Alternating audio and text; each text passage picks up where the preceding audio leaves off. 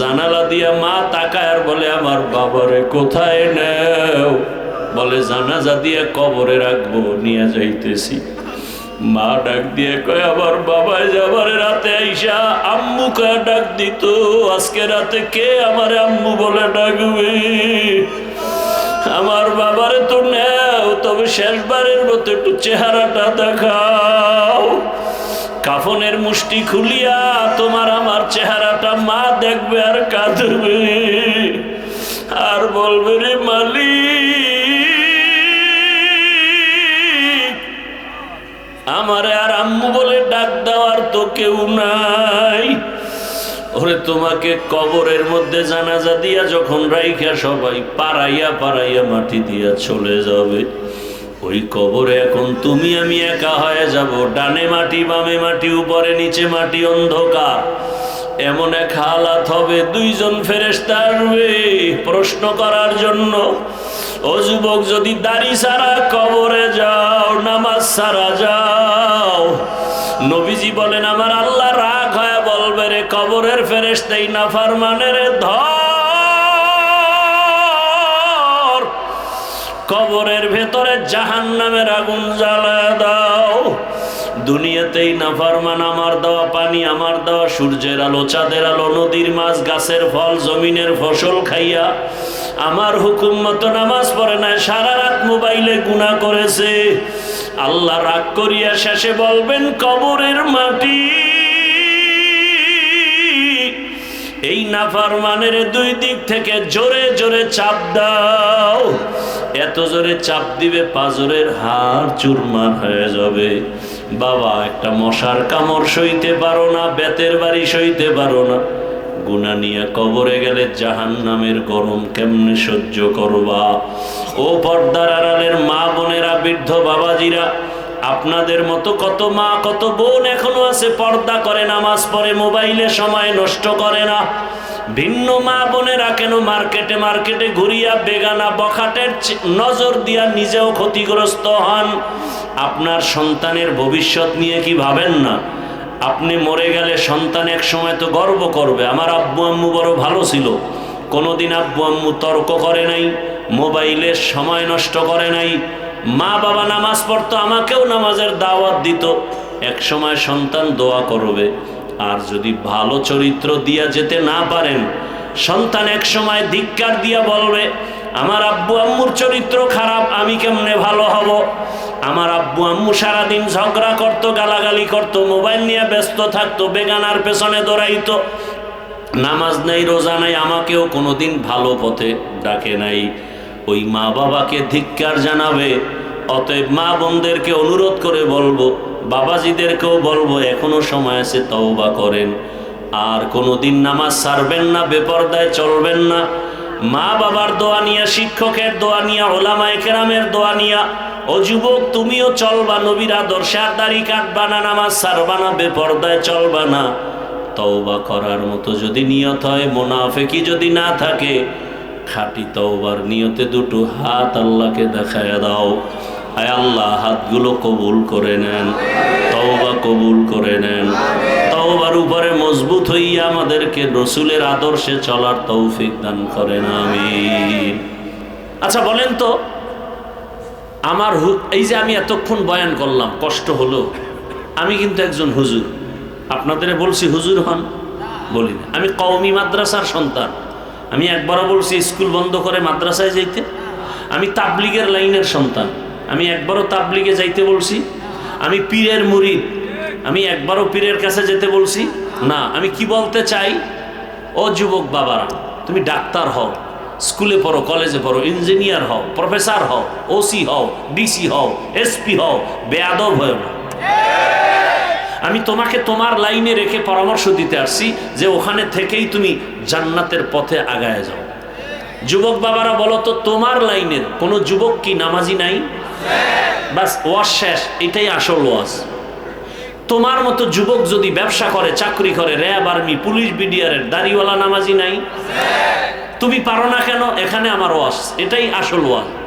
তুমি তোমার বিবেককে প্রশ্ন করো যে আমার লাইনের যুবক যদি স্কুল কলেজে পড়ে, নামাজ পড়ে, আমার কপাল কেন খারাপ? সহজ বয়ান, কোনো প্যাচ নাই। তুমি ভুলে গেছো মাত্র 2-4 সপ্তাহে যেই যুবক রক্তের ফোঁটা মাটির মধ্যে ফেলে গোটা দুনিয়াটাকে আলোড়ন তৈরি করে বলে গেল যে টাকায় পশু বিক্রি হয়, অমানুষ বিক্রি হয়, আমি হাদি টাকায় বিক্রি হই নাই। তুমি ভুলে গেছো যেই ছেলেটা রাস্তায় হাঁটে মানুষ এসে টাকা দেয়। এই ফেসবুকের গোলাম বাবারা বলো, ইন্তেকালের পরে অ্যাকাউন্ট চেক করা হলো, কোটি কোটি টাকা তার অ্যাকাউন্টে। রাম বাম সব পাগল হয়ে গেল, এই ছেলে এমন। একদিনের ফজরের নামাজ সে জামাত ছাড়া পড়েনি। তোমার লাইনের যুবক, আমার কি, আমি জীবনে তাকে দেখি নাই, তার সাথে কোনোদিন স্বপ্নেও সাক্ষাৎ হয়নি। তোমার চরিত্র তো নষ্ট কেন? 40 বছর পর্যন্ত যুবকের চেহারা উজ্জ্বল থাকবে, নূরে চমকাবে। 25 বছরে তোমার চেহারা নষ্ট কেন? তোমার চেহারায় নূর নাই কেন? তাকাইলে আকর্ষণ লাগে না কেন? মায়া লাগে না কেন? তোমার চেহারার দিকে তাকাইলে চোখ ফিরে যায় কেন? সারা রাত গুনাহ করেছো মোবাইলের দ্বারা। 1500 বছর আগে রঈসুল মুফাসসিরিন আব্দুল্লাহ ইবনে আব্বাস রাদিয়াল্লাহু তাআলা আনহু লিখেছেন, মানুষ যদি গুনাহ করতে গিয়ে সীমা লঙ্ঘন করে, নগদ শাস্তি 5টা। 1 নম্বরে চেহারার নূর চলে যাবে, 2 খানার বরকত চলে যাবে। খাবে ঠিক কিন্তু দিন দিন অসুস্থ হবে, খাবে ঠিক বরকত হবে না, শক্তি হবে না। তোমার চেহারায় পৃথিবীর কোনো ক্রিম মেডিসিন আর সুন্দর করতে পারবে না, আল্লাহর কসম। হ্যাঁ, একটা কাজ করলে তোমার চেহারা নতুন করে আবার উজ্জ্বল নূর ফিরে আসবে।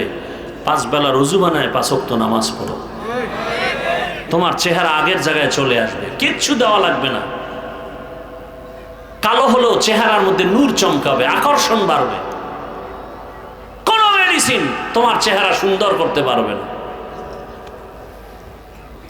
তোমার 25 বছর 27 বছরে চেহারা নষ্ট করে ফেলেছো, তুমি আয়নায় তাকাও নাই। এখন আয়না বানাইছো মোবাইলের ভিতরে ক্যামেরা, ওখানে তাকাইলেই দেখে লেডিস, আয়না দেখে না, লেডিস দেখে। আজকে গিয়া ঠিকই একটা আলাদা আয়নায় তাকাও, দেখো তো তোমার 2 বছর আগের চেহারা আর এখন চেহারার কি হালাত। তুমি নিজেরটা নিজে ঠিক করো। আমার এখানে এক বিন্দু স্বার্থ নেই, আমি তোমার পায়ে হাত দেওয়ার জন্য রেডি। আমাকে 100 হাত বা 200 হাত লম্বা একটা তার দিয়া মাইকের ফোন কানে লাগাও, আমি প্যান্ডেলে নেমে নেমে মানুষের পাও ধরে ধরে হাঁটবো আর বয়ান করবো আর পাও ধরবো আর বলবো, দাড়ি কেটে আমার রসুলের কলিজায় আঘাত দিও। আমার রসুলের সামনে কিভাবে দাঁড়াবা বলো তো বাবা, বলো। আমার রসুল তো লজ্জায় তোমার দিকে মাথা চোখ দিয়ে তাকাবেন না। আওলাদে রসুল হুসাইন আহমদ মদনী রহমতুল্লাহ আলাইহি, বেয়াদবি ক্ষমা চাই সবার কাছে, আল্লাহর ওয়াস্তে ক্ষমা চাই। আমি পাও ধরতে আসছি, আমি লাথি দিতে আসি নাই, আমি আঘাত করতে আসি নাই, আমি বুকে লাগাতে আসছি। আওলাদে রসুল হুসাইন আহমদ মদনী রহমতুল্লাহ আলাইহি, রসুলের ডাইরেক্ট আওলাদ। মদিনাতুল মুনাওয়ারার পাশে এখনো তাদের বিশাল বাড়ি জমিন। রসুলের ঔরজাত সূত্রে বাংলাদেশে বেশিরভাগ সিলেট চট্টগ্রামে তারা সময় দিতেন। তো মানুষ দেখা করতে যাইতো, 2 শ্রেণীর মানুষের কাছে হাত মিলাইলে হাত মিলাইতেন না, হাত দিলেন। কয় শ্রেণী ভাই? 1 শ্রেণী যারা দাড়িবিহীন, বলতেন তুমি আমার রসুলের কলিজায় আঘাত দিছো, তুমি আসছো সালামের সুন্নাত আদায় করতে, বের হয়ে যাও। আমি রসুলের আওলাদ, আমি রসুলের দুশ্মনের সাথে হাত মিলাতে পারি না। আর 1 শ্রেণীর মানুষের সাথে হাত মিলাইতেন না যারা সাহাবায়ে কেরামের বিরোধিতা করে, এরাও রসুলের দুশ্মন, নিঃসন্দেহে রসুলের দুশ্মন। সাহাবায়ে কেরামের বিরুদ্ধে যারা লেখবে আর বলবে ইশারা ইঙ্গিতে, নিঃসন্দেহে তারা রসুলের দুশ্মন। আওলাদে রসুল এদের সাথেও হাত মিলাইতেন না। ও যুবক, আমি যতটা কথা বলতেছি, একটা কথাও আমি আমার কল্যাণে বলিনি। আমি চাই তুমিও হাদির মতো সর্বোচ্চ সম্মানে আসো। তুমি ডাক্তার হও, তবে সম্মান থাক। তুমি ইঞ্জিনিয়ার হও, কিন্তু সম্মানটা যেন পুরা দেশব্যাপী হয়। আচ্ছা বলো তো বাবা, একজন ব্যক্তি ডাক্তার জাকির নায়েক, নাম শুনছো? কে চিনে নাই জাকির নায়েককে? টাকার গরম, ক্ষমতার পাওয়ার। তুমি একটু বিবেককে প্রশ্ন করো তো, ডাক্তার জাকির নায়েক বাড়ি কই চিনি না, কিন্তু এই লোকটার জন্য গোটা দুনিয়া পাগল কেন? একমাত্র সুন্দর চরিত্র, নৈতিক আদর্শের কারণে। যুবক, আমি তাই চাই তুমি ডাক্তার হলেও যেন আমার দেশ বেশি তোমাকে মাথায় নিয়ে সম্মান করে, আমি এটা চাই। তুমি ইঞ্জিনিয়ার হলেও যেন আমার দেশবাসী তোমাকে মাথায় নিয়ে সম্মান করে, আমি এটা চাই। সে পরামর্শ দিতে আসছি। তুমি ওসি হও, ডিসি হও, এমপি হও, মন্ত্রী হও, কিন্তু মরে গেলেও যেন তুমি মানুষের হৃদয়ে অমর হয়ে থাকো, অমর হয়ে থাকো। আর সেজন্য তোমার অমূল্য সম্পদ চরিত্র ঠিক লাগবে। নাম্বার 2, 3 জায়গার দোয়া লাগবে, লিখে রাখো কথাগুলো। চরিত্র ঠিক, 3 জায়গার দোয়া যদি নিতে পারো, আল্লাহর কসম তুমি ডাক্তার হলো চূড়ান্ত সম্মান। ডাক্তার জাকির নায়েকও ডাক্তার, আমার দেশের স্বনামধন্য সমালোচিত তাসলিমা নাসরিনও MBBS ডাক্তার। শুধু ডাক্তার না, একজন গবেষক, কোরআনের আয়াত পড়ে পড়ে তাফসির করে আর আল্লাহর ভুল ধরে। ডাক্তার জাকির নায়েকের জন্য গোটা দুনিয়া পাগল। তাসলিমা নাসরিন জুতা পেটা খেয়ে ভাগলো, লাশটাও জমিনে জন্মভূমিতে আসবে কিনা সন্দেহ। কারণ কি? কারণ কি? জাকির নায়েকের জন্য গোটা দুনিয়া পাগল, তাসলিমার জন্য মানুষ সিসি করে কেন? তাসলিমা ভালো ডাক্তার, ভালো গবেষক, কিন্তু চরিত্র খারাপ। মানুষের জীবনের অমূল্য সম্পদ চরিত্র। যুবক, অনুরোধ, 5 থেকে 7টা বছরের জন্য মোবাইলটা পানিতে ফেলে দাও, নতুন করে ঘুরে দাঁড়াও, কষ্ট করে লেখাপড়া করো। আজকে তুমি 500 টাকার জন্য পাগল হয়ে গেছো, সারা রাত আকাম করবা, মোবাইলে MB নেই। কই পাই টাকা? আব্বু আম্মুর মানি ব্যাগ ধরতে হবে। ঠিকই তুমি চুরি করে মা বাবার টাকা নিয়ে গেছো, মা বাবার ঘরের তুমি চোর।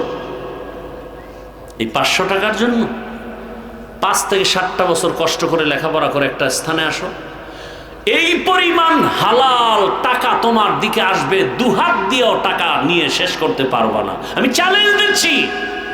তবে 2টা জিনিস লাগবে, চরিত্র সুন্দর, 3 জায়গার দোয়া। 1 নম্বরে মা বাবার দোয়া, 2 শিক্ষকের দোয়া, 3 উলামায়ে কেরামের দোয়া। এই 3 জায়গার দোয়া নিলে কসম আল্লাহ, তুমি ডাক্তার হলেও হিরো, ওসি হলেও হিরো। আর যদি আল্লাহ না করুন এই 3 জায়গার কোনো এক জায়গা থেকে অভিশাপ নাও, তাহলে ডাক্তার হলেও তুমি মরার আগে বিছানায় পঙ্গু হয়ে কাঁদতে হবে, জীবনে সফলতা আসবে না। মা বাবার বরদোয়া তোমার জীবন ধ্বংস, শিক্ষকের অভিশাপ তোমার জীবন ধ্বংস, আলেম ওলামার অভিশাপ জীবন ধ্বংস।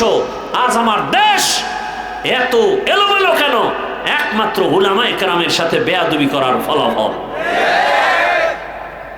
আল্লাহ হেদায়েত দান করুন। যুবককে আমি বুঝাতে পারি না কতটা ভালোবাসা দিয়ে কথাগুলো বলতেছি।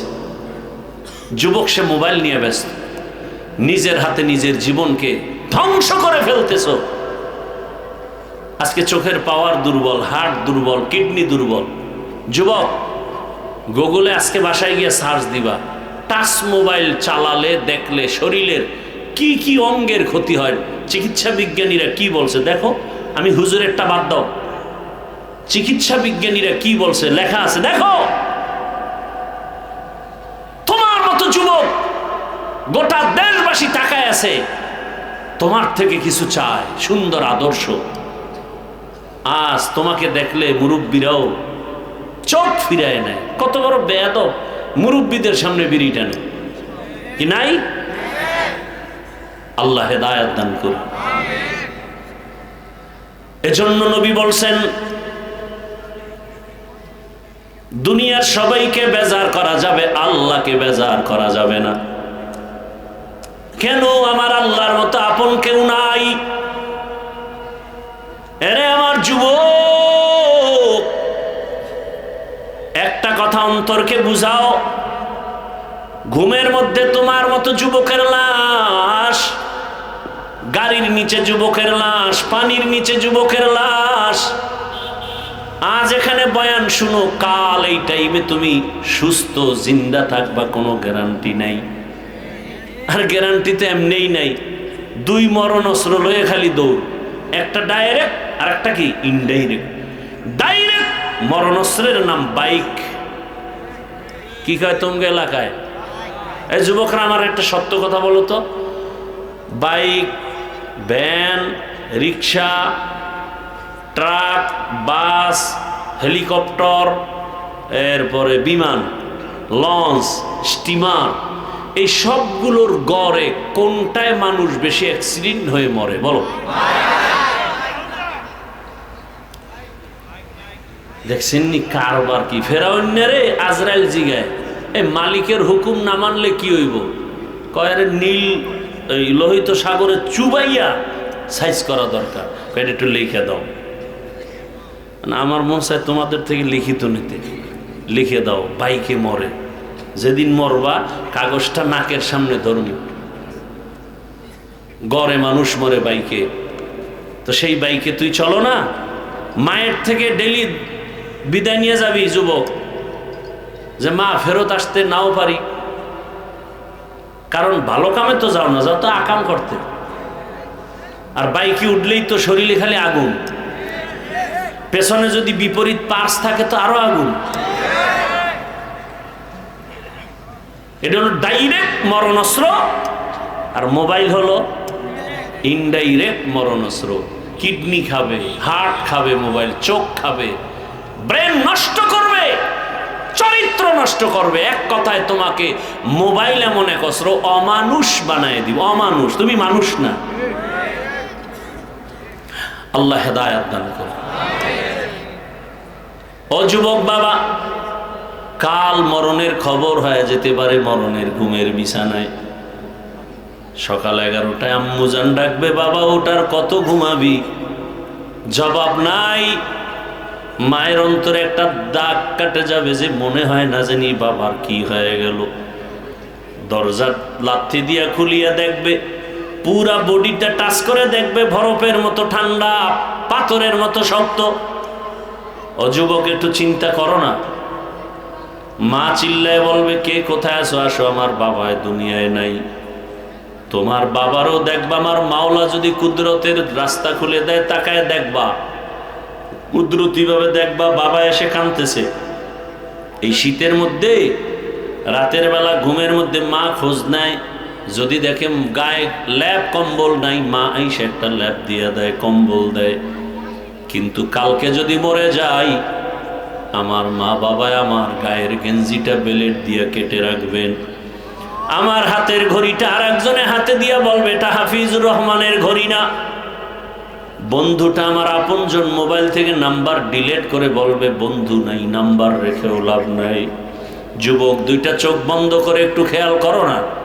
জীবনে তো দাড়ি কম কাটো নাই, পার্কে কম দৌড়াও নাই, রাতে মোবাইল কম চালাও নাই। একটু ভাবো, দেখবা তুমি তাকায় বাবা টেলিফোন করে, ইমাম সাহেব আমার বাবা ছেলেটা দুনিয়ায় নাই, তাড়াতাড়ি আসেন, জানাজা না দিয়া যাবেন না কোথাও। বাবায় কাঁদবে আর বলবে, একদল বাজারে গিয়া সাদা কাফন কিনে নিয়ে আস, আর এক দলকে বলবে তাড়াতাড়ি গরম পানি কর, গোসল করাতে হবে। আর এক দলকে বলবে বাড়ির পেছনে বাঁশ বাগানে কবর খনন করো। তোমার মায়ের যে রাতে কম্বল দেয়, তারা এবার বলবে না, তাড়াতাড়ি ঘর থেকে বাইরে লাশটা নামাও। আর ঘরে রাখা যাবে না, বাহিরে লাশটা নামাইয়া ওই একটা চাদর দিয়া আবৃত করে এরপরে ভিন্ন লোকেরা আইসা গোসলখানায় নিয়ে যাবে। গরম পানি দিয়া গোসল করাইয়া সাদা কাপড়ের প্যাকেট বানাইয়া যখন খাটে উঠায় জানাজার দিকে নেয়, জানালা দিয়া মা তাকায় আর বলে, আমার বাবারে কোথায় নেও? বলে জানাজা দিয়া কবরে রাখবো, নিয়ে যাইতেছি। মা ডাক দিয়ে কয়, আবার বাবাই যাবার রাতে আইসা আম্মু কয়া ডাক দিত, আজকে রাতে কে আমার আম্মু বলে ডাকবে? আমার বাবারে তো নেও, তবে শেষবারের মতো একটু চেহারাটা দেখাও। কাফনের মুষ্টি খুলিয়া তোমার আমার চেহারাটা মা দেখবে আর কাঁদবে আর বলবে, রে মালিক, আমারে আর আম্মু বলে ডাক দেওয়ার তো কেউ নাই। ওরে তোমাকে কবরের মধ্যে জানাজা দিয়া যখন রাইখা সবাই পাড়াইয়া পাড়াইয়া মাটি দিয়া চলে যাবে, ওই কবরে এখন তুমি আমি একা হয়ে যাব। ডানে মাটি, বামে মাটি, উপরে নিচে মাটি, অন্ধকার। এমন এক হালাত হবে, দুইজন ফেরেশতা আসবে প্রশ্ন করার জন্য। ও যুবক, যদি দাড়ি ছাড়া কবরে যাও, নামাজ ছাড়া যাও, নবীজি বলেন আমার আল্লাহ রাগ হয়ে বলবে, রে কবরের ফেরেশতাই নাফরমানের ধর, কবরের ভেতরে জাহান্নামের আগুন জ্বালায় দাও। দুনিয়াতেই নাফরমান আমার দেওয়া পানি, আমার দেওয়া সূর্যের আলো, চাঁদের আলো, নদীর মাছ, গাছের ফল, জমিনের ফসল খাইয়া আমার হুকুম মতো নামাজ পড়ে নাই, সারা রাত মোবাইলে গুনাহ করেছে। আল্লাহ রাগ করিয়া শেষে বলবেন, কবরের মাটি এই নাফরমানের দুই দিক থেকে জোরে জোরে চাপ দাও। এত জোরে চাপ দিবে পাঁজরের হাড় চুরমার হয়ে যাবে। বাবা, একটা মশার কামড় সইতে পারো না, বেতের বাড়ি সইতে পারো না, গুনাহ নিয়ে কবরে গেলে জাহান্নামের গরম কেমনে সহ্য করবা? ও পর্দার আড়ালের মা বোনেরা, বৃদ্ধ বাবাজিরা, আপনাদের মতো কত মা কত বোন এখনো আছে পর্দা করে, নামাজ পড়ে, মোবাইলে সময় নষ্ট করে না। ভিন্ন মা বোনেরা কেন মার্কেটে মার্কেটে ঘুরিয়া বেগানা বখাটের নজর দিয়া নিজেও ক্ষতিগ্রস্ত হন? আপনার সন্তানের ভবিষ্যৎ নিয়ে কি ভাবেন না?